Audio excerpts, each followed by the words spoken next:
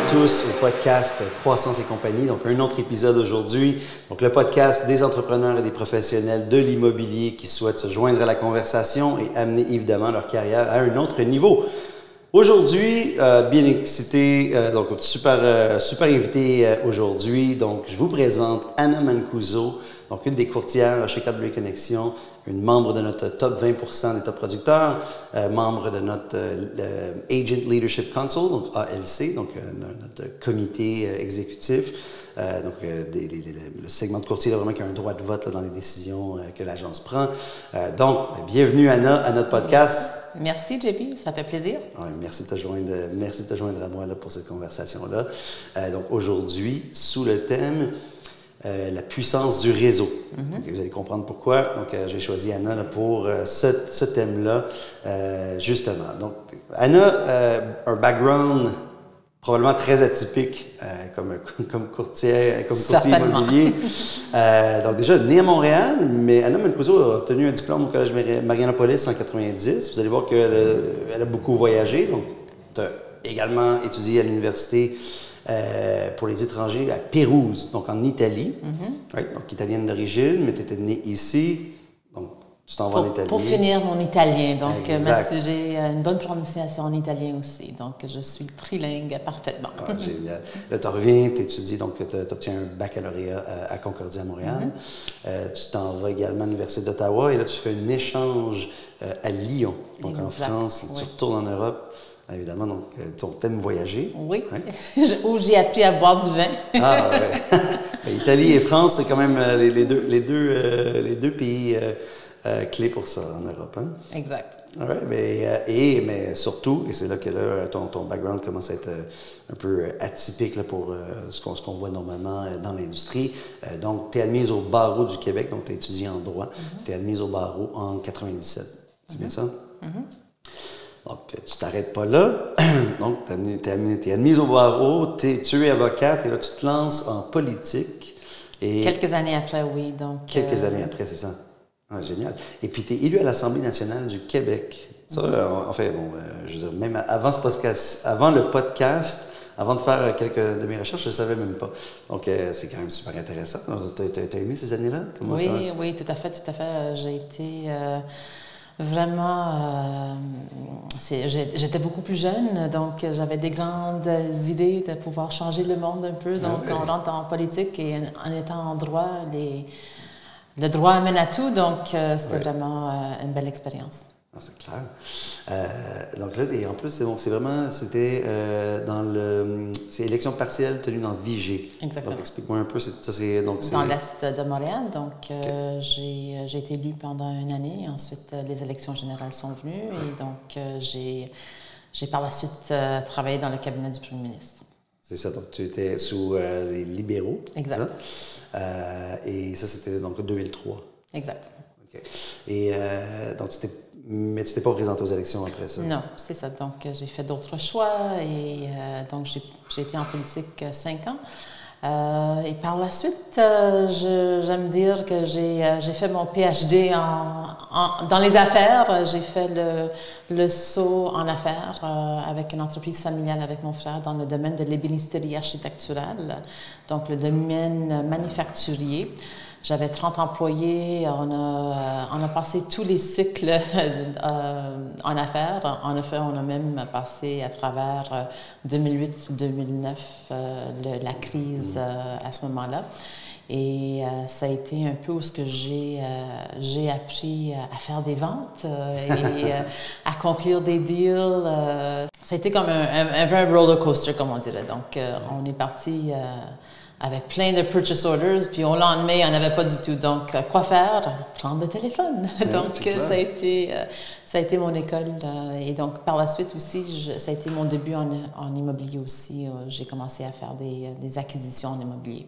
OK. Et donc, tu pars littéralement, c'est ton dernier poste en politique, c'était directrice du cabinet, je pense, donc c'était le ministère de l'Immigration et des Affaires culturelles. Tu quittes ça, donc après ça, bon, entreprise familiale, là, vous montez jusqu'à 30 employés, tu dis? Exact. Donc, 30 employés, puis là, tu as la gestion de ces employés-là. Donc, Oui. vous étiez vraiment avec ton frère, tous les deux dans l'opération de la business? Moi, c'était vraiment au niveau administratif, la gestion de l'entreprise, la croissance de l'entreprise. Et mon frère, c'est un designer de formation, donc lui était plus en production parce que notre production était ici. Donc, ça fait que lui s'occupait de la production, puis moi, je m'occupais du reste. Okay. Les finances, les employés, le marketing, les ventes. Ça a été une expérience sincèrement extraordinaire. Et à ce niveau-là, donc, bon, c'est des bénisteries, tu dis qu'il y a quand même, il y avait une portion, évidemment, architecturale. Est-ce que c'est là un peu que tu fais... qu'il y a un déclic pour l'immobilier? Est-ce que... En effet, le déclic en immobilier, ça a été plutôt quand je cherchais d'autres sources de revenus. Tu voulais diversifier tes activités. Exactement, je voulais faire un investissement et donc j'ai conclu qu'un investissement en immobilier, ça serait quelque chose qui pourrait porter beaucoup de fruits. Et donc, c'est ça, j'ai acheté mon premier sixplex. Et par la suite, j'ai opéré, j'ai acheté d'autres immeubles aussi.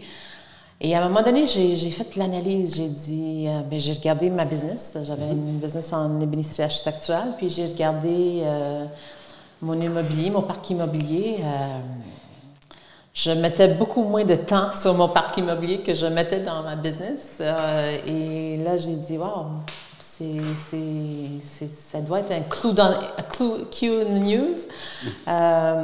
Et j'ai réalisé que ça pourrait être très bénéfique, me concentrer plus sur l'immobilier que d'une entreprise. Et donc, j'ai fait le choix de prendre le virage en immobilier. As-tu des bonnes ou des mauvaises surprises? Oui. Et comment ça En effet, oui, donc c'est ça. En effet, quand j'ai découvert KW, vraiment, je suis tombée en amour et donc les valeurs de l'entreprise. Tu as commencé chez KW? Oui. J'ai été vraiment, j'ai pas connu d'autres bannières et je ne connaîtrais pas d'autres non plus. Et c'est quelle année? C'était en 2015, oui, en 2015 à peu près. Donc, en fait, tu étais une des premières en plus au Québec. Ça, exactement. Donc, les valeurs de l'entreprise rejoignaient mes propres valeurs. Ce que je trouvais en faisant des transactions immobilières moi-même avec d'autres courtiers immobiliers, il y avait un sérieux manque de connaissances et un sérieux manque de professionnalisme dans l'industrie. Et donc, je me sentais pas bien servie. Donc, les fois que j'ai utilisé d'autres courtiers, j'ai été surpris du manque à ce niveau-là. Et donc, j'ai vu une opportunité où je pouvais peut-être contribuer à cette industrie-là, à rehausser les standards. Et moi, ma perception de KW aussi, quand KW est venu au Québec, c'était qu'on pouvait rehausser les standards de l'industrie. Donc, c'est exactement ce qu'on a fait. Je crois que je suis toujours à la bonne place ici et la plus grande surprise, oui, dans le day-to-day de l'immobilier, c'est ça, c'est accaparant quand même. Il faut vraiment être très discipliné et prendre toujours des actions pour s'assurer qu'on devient vraiment top of mind pour nos clients. Oui, et ça, même en gestion de ton entreprise, en fait, peut-être en politique, il y a quand même des débat. Tu vois, justement, ça m'amène à une bonne question pour toi. Justement, qu'est-ce qui seraient les qualités, le skill set que tu aurais acquis en politique, dans la gestion de l'entreprise familiale, qui définitivement, là, que tu sens qui ont été un atout, qui t'aident vraiment à être une courtière, un courtier immobilier performant? C'est sûr que pour moi, le fait d'être avocate, la connaissance des contrats, c'est un atout qui est un peu incomparable à d'autres.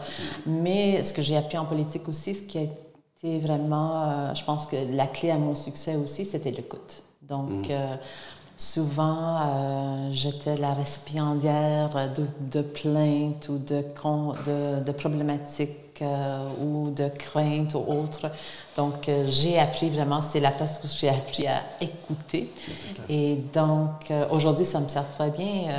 Pour moi, vraiment, c'est faire la différence pour les gens qui m'entourent. Donc, j'aime être entourée de bonnes personnes et j'ai été très chanceuse dans mon entourage de pouvoir être entourée avec des gens que j'ai beaucoup d'admiration et respect. Et j'espère faire la même chose pour mes clients. Donc, je veux être à leur écoute et pouvoir donner le meilleur de moi pour qu'ils puissent avoir le résultat qu'ils s'attendent. Et c'est sûr qu'en affaires, mes clients, entre autres, c'était oui des clients directs, mais mes clients, c'était aussi des employés. Parce que sans nos employés, sans notre équipe, on n'aurait jamais eu le succès qu'on a eu parce que l'équipe, c'est vraiment ce qui nous a amené à atteindre un sommet. On avait quand même réussi plusieurs millions de dollars en vente et donc c'était vraiment grâce à l'équipe. Donc pour moi, gérer l'équipe et leur donner une voix. Et c'est la façon que j'ai eu leur buy-in aussi par rapport à mes projets. J'ai implanté un ERP, j'ai implanté des CRM aussi à l'époque. Donc, il y a beaucoup de ce que je faisais en entreprise qui s'applique aussi dans l'immobilier et qui me passionne. Donc, vraiment, la business me passionne, les gens me passionnent.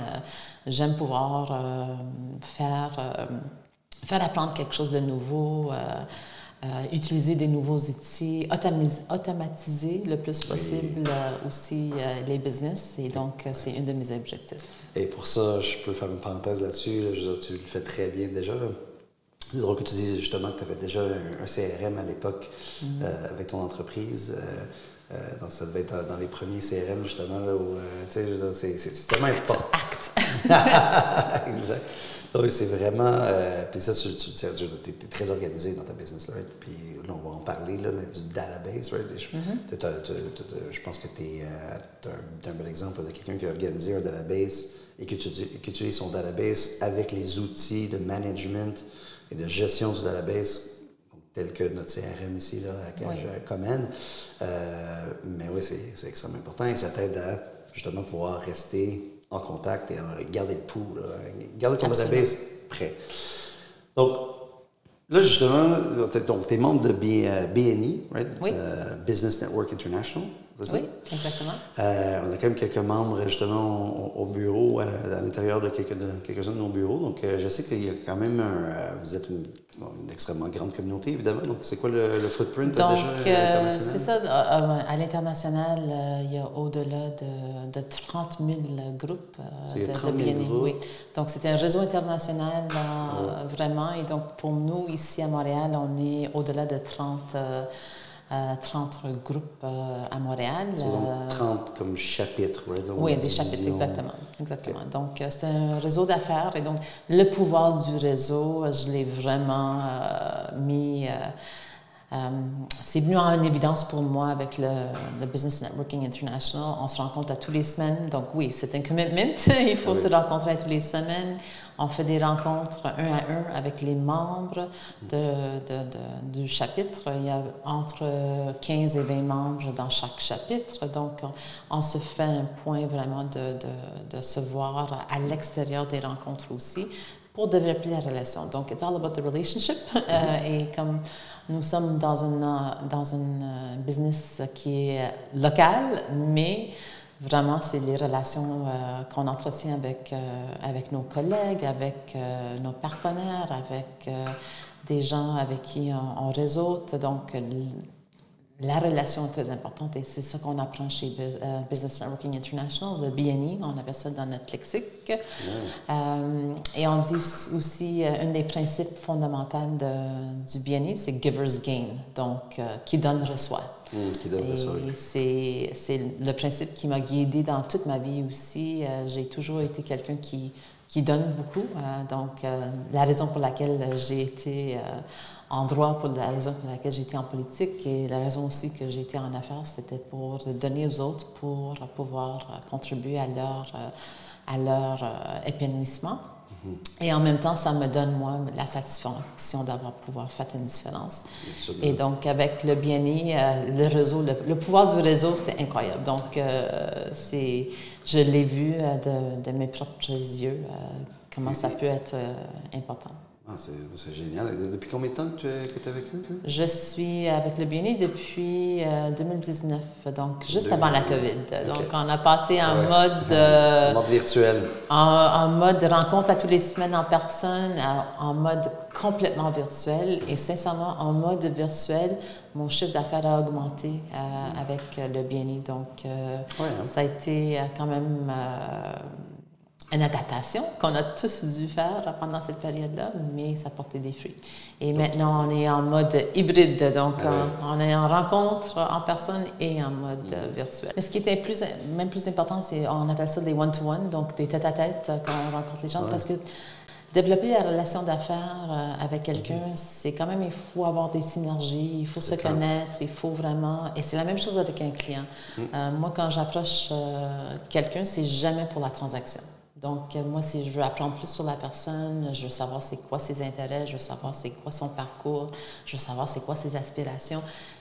Donc, c'est la même chose avec le bien-être dans notre network. Si l'objectif est toujours une transaction, c'est plate. Donc, moi, je ne suis pas de cet avis-là. Moi, je préfère vraiment développer. Des fois, ça peut prendre des années. J'ai toujours été membre de plusieurs associations, regroupements. En effet, avec mon entreprise, j'étais membre du groupement des chefs d'entreprise et j'ai été membre de la communauté italienne aussi. J'ai été présidente des organismes. D'implication dans des organismes différents. Et c'est ça, juste pour raconter une petite histoire, ce contact-là que j'ai fait il y a 15-20 ans dans le regroupement des chefs d'entreprise. Quand j'ai parti ma business en immobilier, c'est sûr que j'ai envoyé des courriels, j'utilise ma database, je fais vraiment le suivi de la database. Par les médias sociaux aussi, des posts sur Facebook, etc., etc.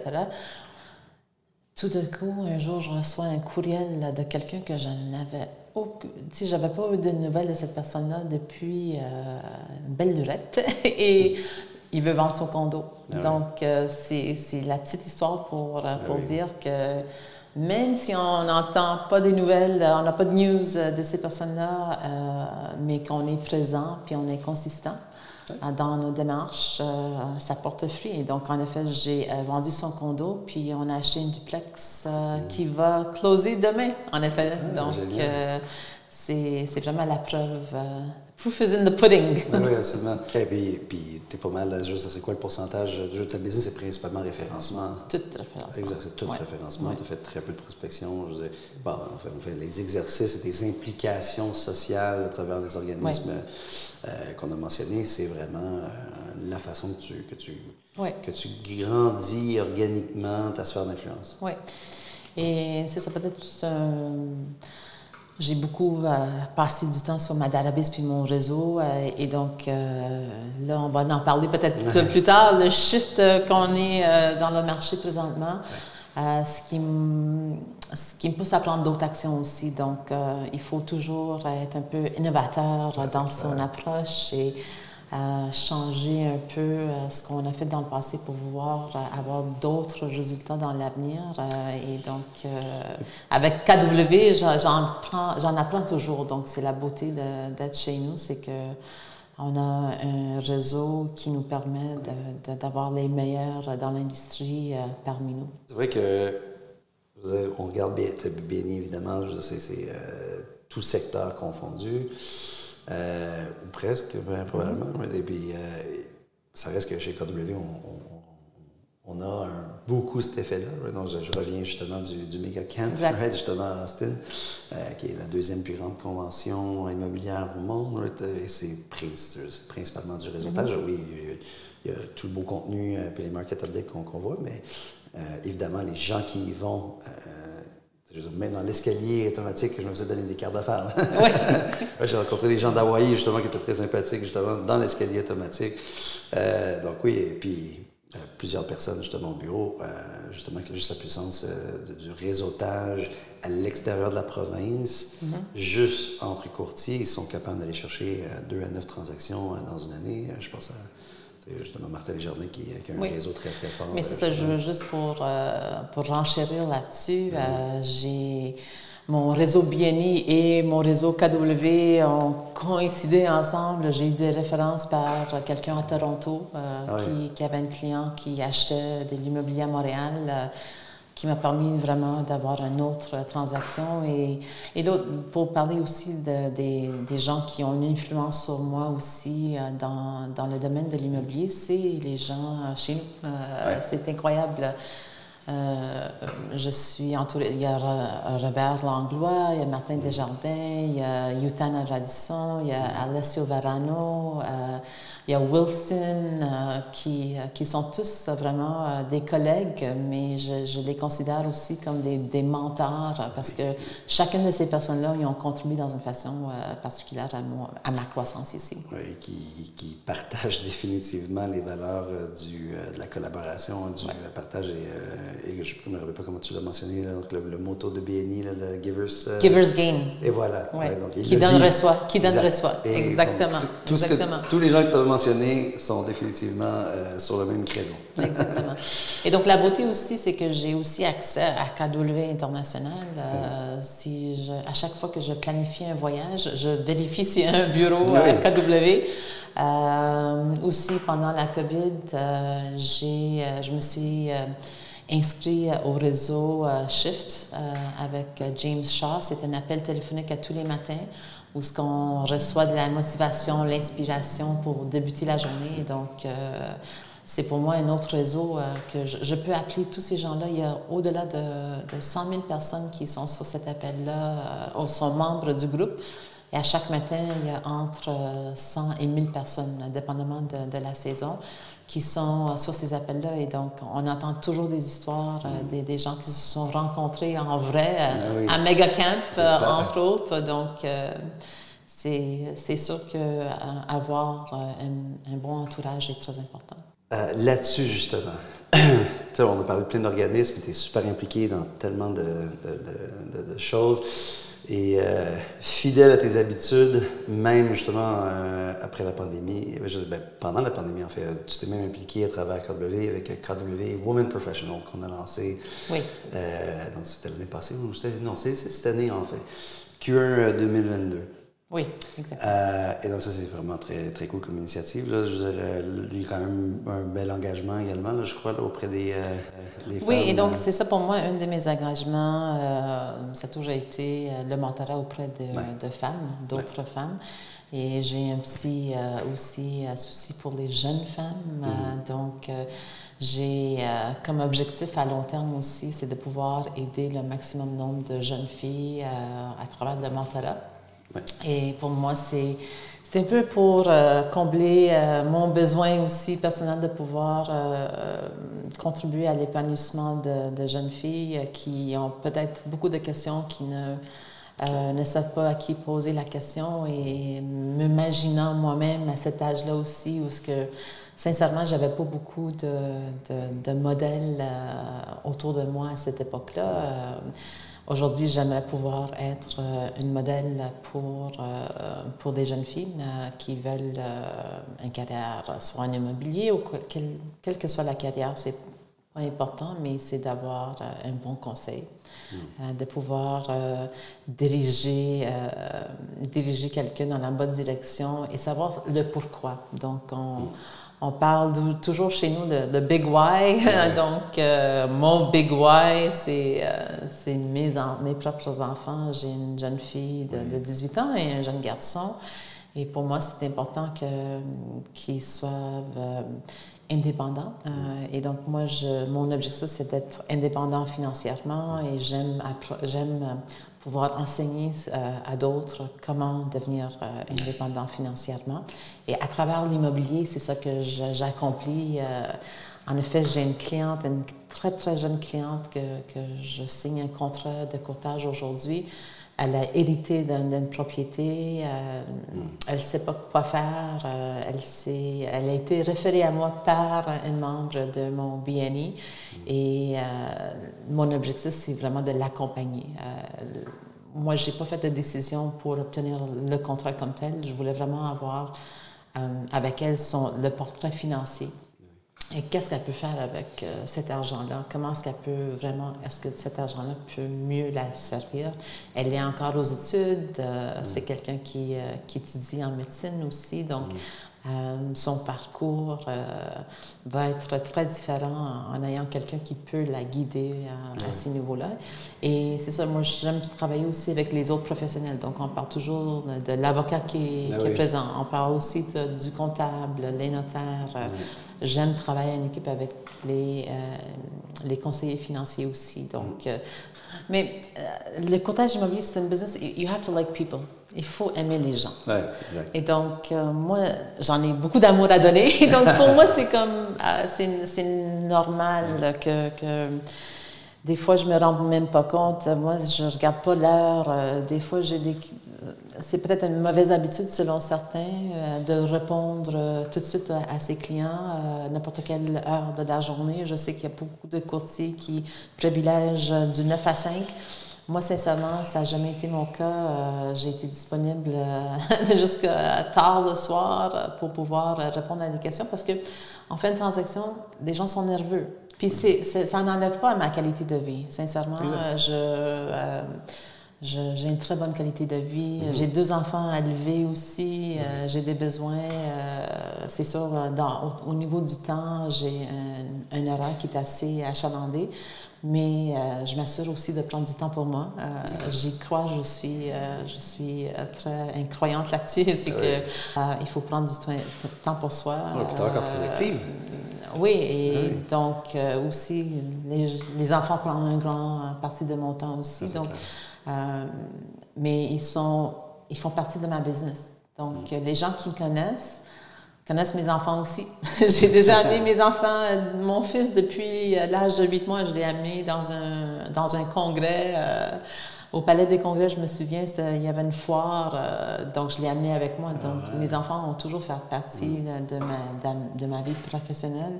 Mes clients connaissent ma famille, je veux qu'ils me connaissent. Donc, ils vont être plus compréhensifs. Donc, si j'ai un empêchement, c'est pas la fin du monde. Et ils savent que je suis disponible pour eux quand ils ont besoin. Et donc, des fois, ça arrive que mes clients sont disponibles pour moi. Donc, c'est vraiment... il y a comme une belle synergie qui s'établit parce que c'est justement ça, je donne sans avoir besoin que l'autre me redonne. Donc, c'est pas toujours... il n'y a pas toujours un intérêt quelconque pécunier qui rentre en ligne de compte. Vraiment, I want to have fun working. Pour moi, c'est pas du travail. Donc, j'aimerais pouvoir continuer à travailler de la façon que je travaille maintenant. Et pour moi aussi, à l'international, j'ai des ambitions aussi à l'international de pouvoir faire des partenariats avec certains projets immobiliers dans d'autres pays. Donc, je suis déjà en pourparlers avec des gens en République dominicaine. Je suis en pourparlers avec quelqu'un en Thaïlande maintenant. J'organise un petit voyage cet automne au Portugal. Donc, qui sait, peut-être... une opportunité d'affaires pourrait se présenter aussi au Portugal. Et on a des bureaux KW au Portugal. Donc, exactement. Puis j'ai appris qu'on a des bureaux KW à Bangkok aussi. Donc, c'est ça la beauté de notre réseau. Mais un conseil que j'aurais à faire, peut-être un conseil vraiment, ça ne peut pas être plus simple que ça. Be nice. C'est incroyable. La gentillesse, ça peut servir beaucoup plus que l'agressivité. Tu ne sais jamais c'est qui ton prochain client. Ouais. Donc, ça peut être quelqu'un que tu rencontres dans un parc quand tu amènes tes enfants jouer au parc, que tu commences une conversation. Ça peut être at the dry cleaners, you're dropping off your suits. C'est sûr que ça sera pas une transaction au lendemain. mais ça pourrait être une transaction si vous avez l'intention de rester dans la business longtemps. Donc, be nice. Number 1, be kind. Number 2, be resourceful. Sois une ressource. Merci beaucoup, Anna. Merci de toi, JP. Super contenu. Merci pour ton wealth of knowledge, toutes tes connaissances. Merci d'avoir partagé ça avec nous aujourd'hui. Thank you. All right. Hey, ciao. merci beaucoup. Cheers.